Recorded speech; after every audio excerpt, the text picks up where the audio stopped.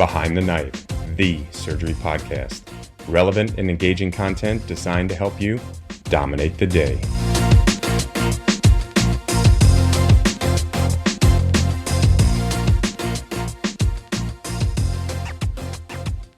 Woohoo! It's finally here. A legit education resource designed for advanced practice providers. Yes, PAs, NPs, we've got you something just for you. Welcome to Dominate Surgery for APPs. This is a modern and engaging resource designed to teach APPs the art and the science of surgery. We go beyond rote memorization and focus on your performance. Learn how to present a consult, drive camera, tie a one-handed knot, and first assist in the OR. Dominate Surgery has it all. Concise text, custom illustrations, high-yield flashcards, super useful audio, and professional-grade video, all accessible on our app. The content really is good. It's useful, it's engaging, and it will make you better. Today, we have a podcast from our Dominate Surgery APP Master Educators. This crew is top-notch, and we know you're going to enjoy it. Remember, this is just a tiny fraction of the content from Dominate Surgery. With that, dominate the day. Welcome back to Behind the Knife, in this podcast in our series for advanced practice providers. I'm Michael Johnson, a neurosurgery PA and PA educator at the George Washington University PA program. And today we're going to dig into the nitty-gritty about how to assist in the operating room. We all know the operating room can sometimes be an intense environment, and it's hard to find your place there at times, particularly when you're new or a trainee. You're on your surgery rotation and you want to make the most of every opportunity in the operating room. What can you do to stand out and be successful? Today, we'll be discussing the ins and outs of assisting in the operating room, best practices in general, and briefly touch on some of the robotic and laparoscopic tips that you won't want to miss. Joining me today are three distinguished guests who have a wide range of clinical, surgical, and educational experience and can offer their unique perspective about this topic. First up is Kim Howard. She's a thoracic surgery PA and also a PA educator at the Duke University PA program, where she oversees the surgical curriculum. Kim, thanks for joining us. Hey, Mike. Thanks for having me. Great. Next up is John Messing, an experienced trauma nurse practitioner and trained RNFA, and is currently the APP Surgical Service Line Manager at the Inova Health System in Northern Virginia. John, thanks for joining us on the podcast. Happy to be here. Thanks, Mike. Last but not least, we have a special guest with us today, Sarah Lavacek from Duke University. She has been a PA in surgery for 20 years. She started in neurosurgery, then moved to ortho, spent 12 years as a first assistant in the operating room, helping all kinds of specialties. She now works in urologic oncology and helps teach the surgical skills program at the Duke University PA program. Welcome, Sarah. Thanks for inviting me, Mike. I'm really excited to be a part of this. Oh, excellent. Glad to have you here. Let's jump right in. Kim, when we talk about being a first assistant in the operating room, I imagine that preparation is similar for the overall preparation that we discussed in the tips and tricks episode. Is that accurate, really? Yeah, for sure. The first thing I always tell new APP students is to know your anatomy. It sounds basic, but it's just so crucial to really study the anatomy specific to the case that you're going to be doing the next day so that you can be a good active participant. Understand not only the anatomy, but why that specific case is being done. You really want to understand like the surgeon's goal for the procedure, and this can make a huge difference in how effectively you assist. Exactly, Kim.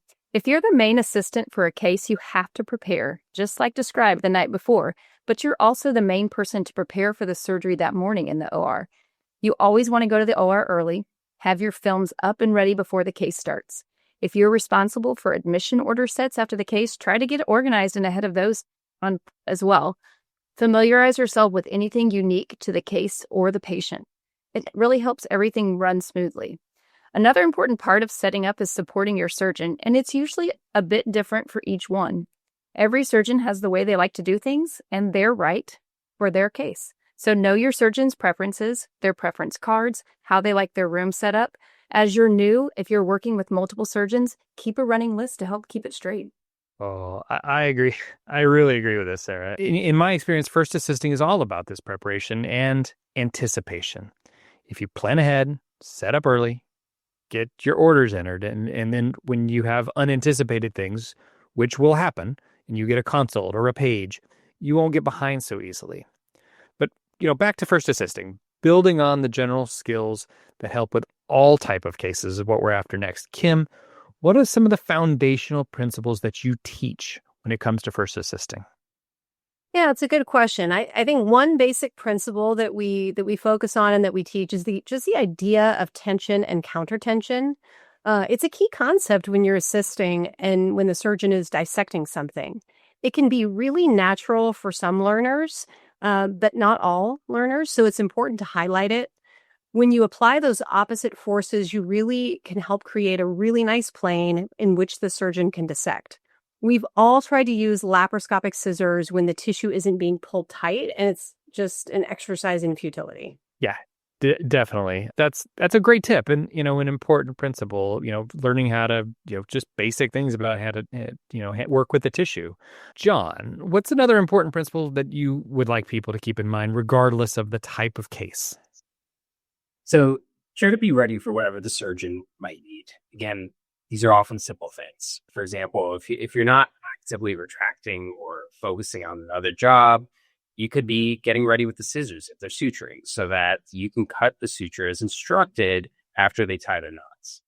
Another great thing to do, again, if you're not doing something else, is to offer a follow while your surgeon is suturing. And for the learners out there listening, you've probably noticed that when you're suturing with a long suture, the extra suture material can really get in your way. And a follow is when you hold the excess suture out of the way to minimize hassle for someone else. When they take their bite of tissue and start to pull the suture through, you let go to facilitate this, but then you re-grab the long suture on the other side to keep it out of their way. It's such a luxury when someone does this for me, and it's not just limited to the OR.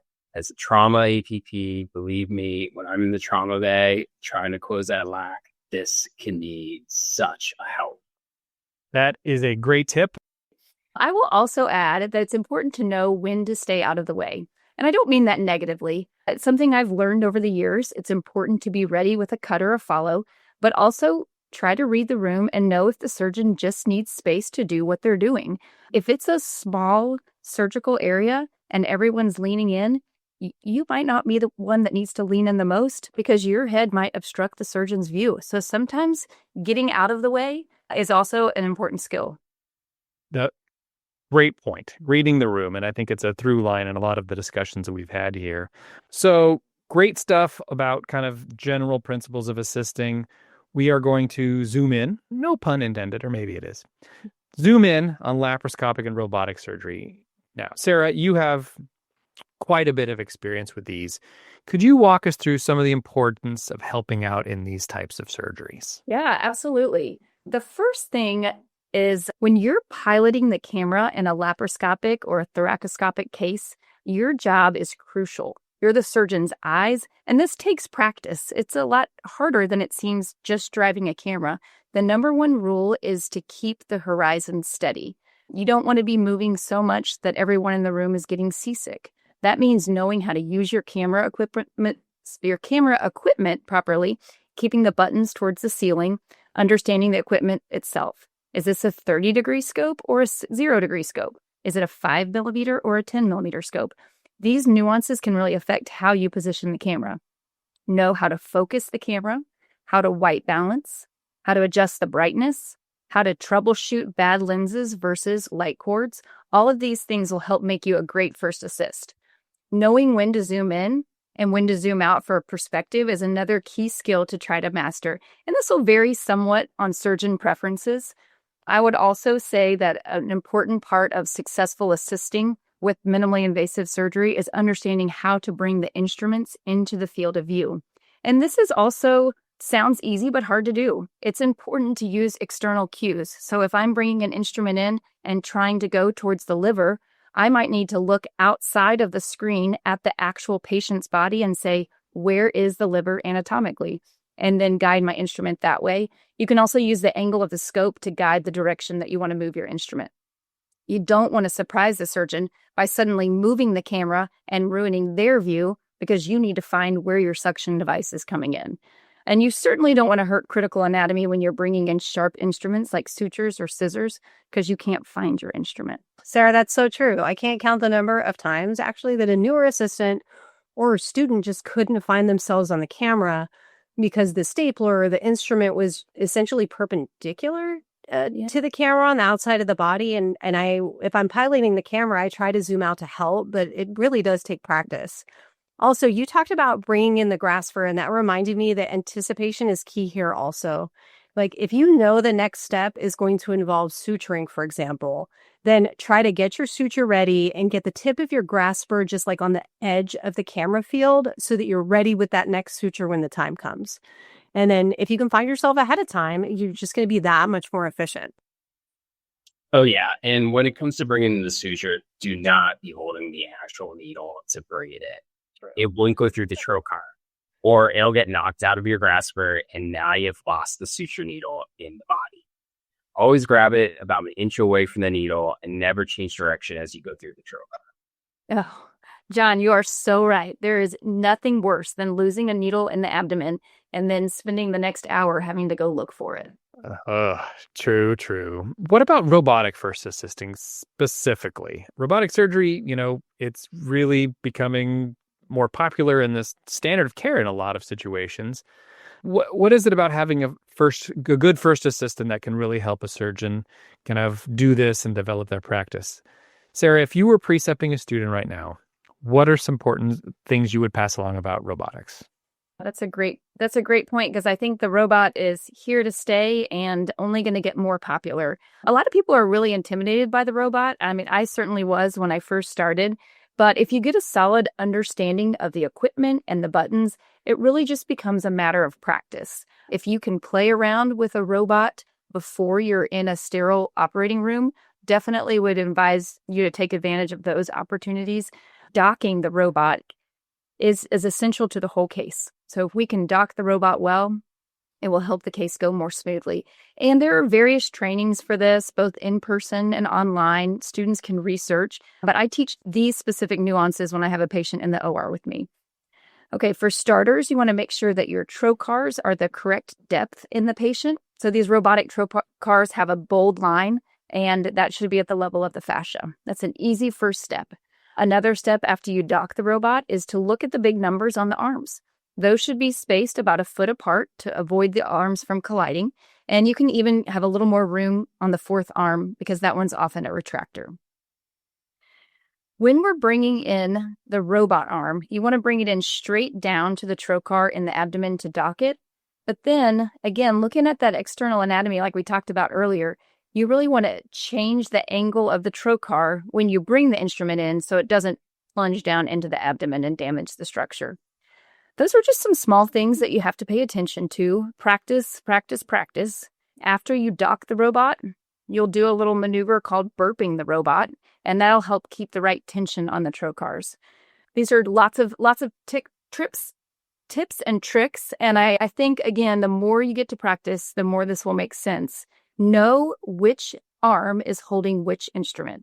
So if the surgeon asks you to switch from arm 2 has a scissor to arm 3, you want to know which instrument is in which hand so we don't take out the wrong instrument. And I think this is extremely important in surgery, and probably even more important in robotic surgery is having that closed loop communication with the surgery team. So if I ever have a doubt, wait, do you want me to take this out of arm 2? I should ask clarifying questions, because in robotic surgery, your surgeon is not at the bedside to directly observe you. And if you have a question, just ask. That closed loop communication will help keep everybody on the same team, keep the patient safe, and keep the surgery going smoothly. That's just great stuff, Sarah. I'm going to shift gears a little bit because we're talking about APP students in the operating room, the surgery clerkships. But this is one of those times where PA training and NP training can diverge a little bit. Am I right about that, John? Could you teach us a little more about NP training as it pertains to surgery? That's a great point, Mike, and thanks for bringing it up. Typically, NP students do not get robust OR exposure unless they actively seek out surgery rotation and pursue OR opportunities. If this is your first surgery rotation, really try to make the most of it. Ask your preceptor to connect you with the OR educator to learn OR etiquette and proper scrubbing, gowning, draping, etc. Getting these fundamentals out of the way allows you to focus more on the surgical skills you wish to learn. Now, an important thing to consider is the value of additional training as an RN First Assist or RNFA, something that I did. I remember when I was an NP student taking call overnight and getting to assist in my first XLAP, the fellow looked at me and asked, "Have you ever scribed a case before?" And I nervously responded, "No, but I feel ready." He scoffed. He told me, "You know what? Just wash your hands twice and meet me in there." Fortunately, I knew how to at least scrub at that point. I just didn't go to the OR for a case. Once in the room, the circ nurses were fortunately very kind to me, and they guided me through the next steps. And believe me when I tell you, that's not always the case. Now, flash forward to graduating from school, working in trauma, starting to spend some more time in the OR, and I'm realizing I have a lot to learn. So I started reading about some RNFA programs, and I learned that the AORN was putting together a position statement for APRNs in the OR. This knowledge prompted me to pursue some additional training, and I'm happy I did. In 2016, the AORN's position statement came out saying that all APRNs should have formal first assist training if they wish to spend time in the OR. And of course, they put in a grandfather clause in there. Now, some organizations have fully adopted this position, while others have been okay with some on-the-job training.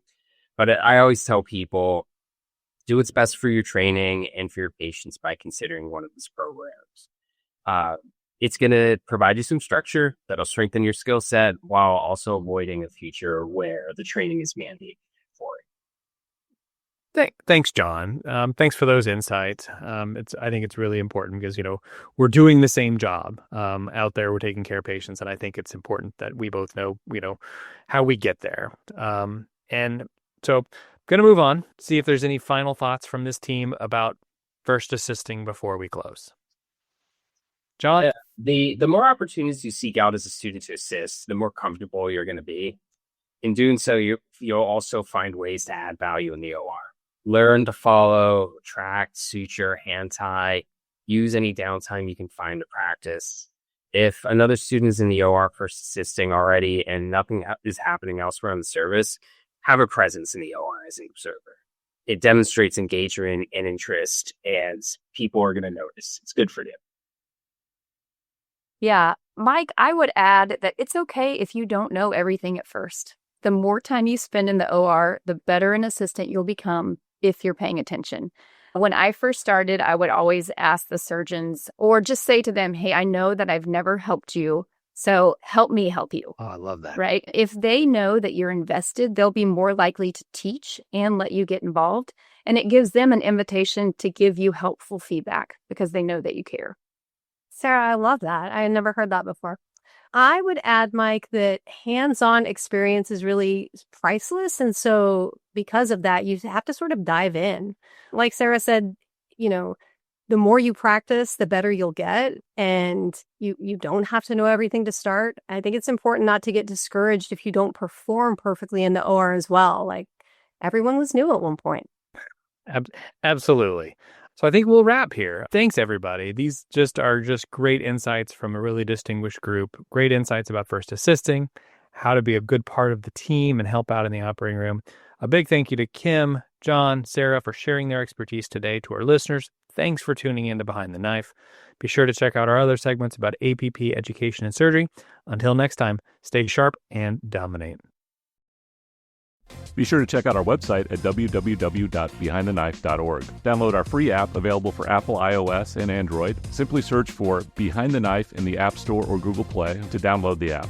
In the app, you can listen to our episodes, watch high-yield videos, and even access our premium content, including our oral board reviews and trauma video atlas. You can also follow us on Twitter at Behind the Knife and on Instagram at Behind the Knife Podcast. If you like what you hear, please be sure to leave us a review. Content produced by Behind the Knife is intended for health professionals and is for educational purposes only. We do not diagnose, treat, or offer patient-specific advice. Thank you for listening. We appreciate your support. Until next time, dominate the day.